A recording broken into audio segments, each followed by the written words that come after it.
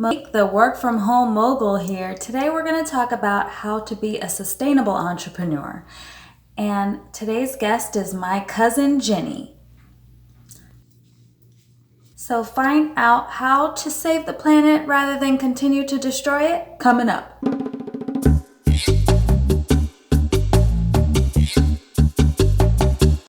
When starting or running a business, you can ask yourself some questions. Is this saving the planet or is this destroying it? Am I spending a little bit more money to have less things in landfills or make a quick buck to destroy the earth? How much water does it take to make this? How much electricity and fuel?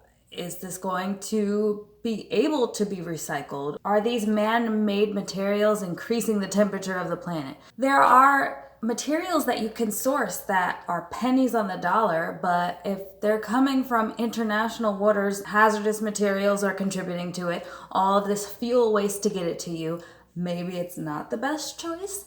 For example, shipping products, paper or plastic.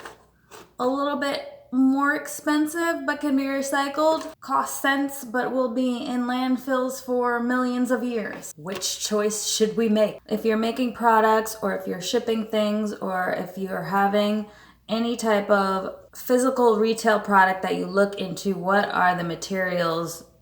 Can it be recycled? Paper or plastic? Is it sustainable? What is it made out of? There are a few companies that I go to as far as for my boxes. I go to brandable.io and I get my craft boxes for less than 40 cents, which I was paying like $2.25 in the beginning for these boxes. And these plastic ones were like 20 cents. So now I'm at a happy medium where I don't feel like I'm one of the villains.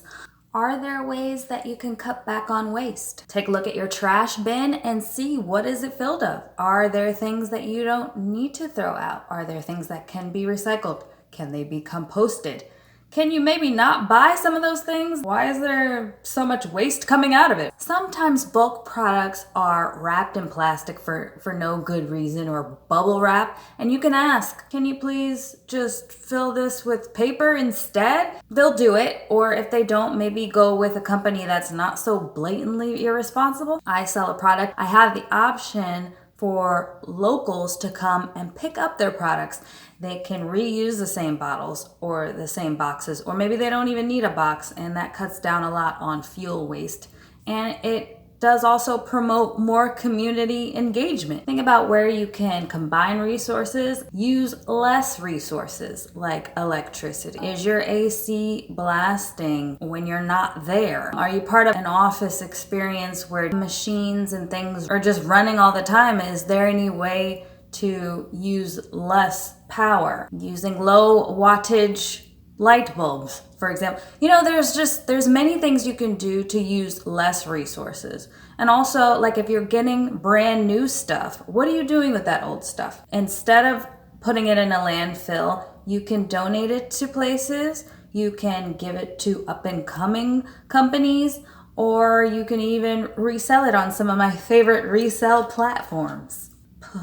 Travel definitely contributes to pollution depending on how you're traveling. We're doing a lot more things virtually on Zoom. Maybe we can do those from now on. We've seen them work and now we know that they can work. We can walk places, we can bike places, we can use public transportation. We can look into ways to get our communities to invest more in public transportation instead of investing in highways and making sure that everybody has cars. What are these high-speed railways and things that would bring jobs to people and also cut back on the pollution in the environment?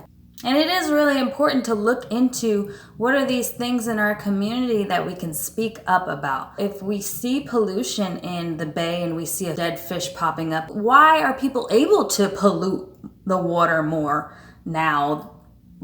Why aren't these restrictions happening where people aren't allowed to pollute the water and pollute our fish, some of them that we're actually eating, and then polluting ourselves? And we really need to vote for the people that are improving the environment rather than destroying it, and look on those ballot questions, because some of them are really deceptive about blocking solar panels and blocking public transportation efforts, and speak up that we actually would like to have a planet that we can safely live on and that future generations can safely live on. We can all decrease our carbon footprint on a personal level, but as businesses that come in contact with hundreds, thousands, even millions of people, we really need to be more mindful. So now let's hear from my cousin Jinny.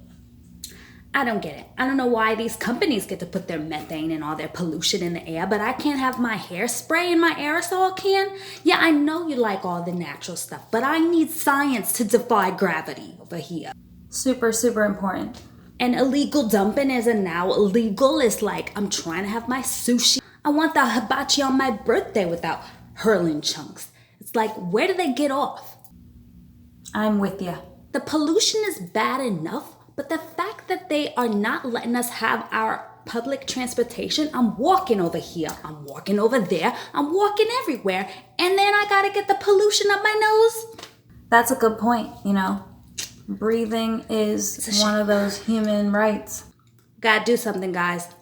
Well, that's today's video. Don't forget to subscribe, like, comment, all those things. And turn on your notifications for next week's video. See you then. I'm walking over here.